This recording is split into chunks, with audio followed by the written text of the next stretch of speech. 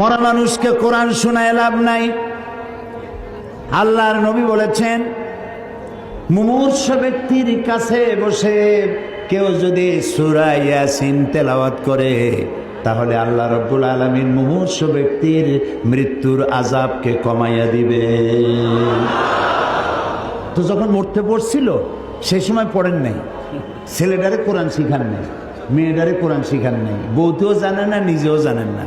মরে গেছেন, মৌলভী সাহেবদের ভাড়া, মৌলভী সাহেবদেরকে আনিয়া, ভাড়া বললাম না, শব্দটা বেয়াদবি হয়ে যাবে, তাদেরকে নিয়ে আসছেন, আনার পরে ওনারা তেলাওয়াত করলেন। এখন বোঝেন ওরা তো ছাত্র মানুষ, হেফজখানা থেকে 20 জন ছাত্র নিয়ে এসছেন, ছাত্র ছোট মানুষ।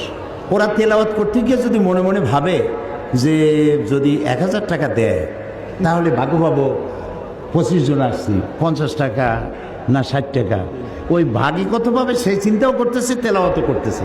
তো সে যখন ভাগে পাবে কত এই চিন্তা করে তেলাওয়াত করতেছে, আল্লাহর কসম কোনো সওয়াব হবে না।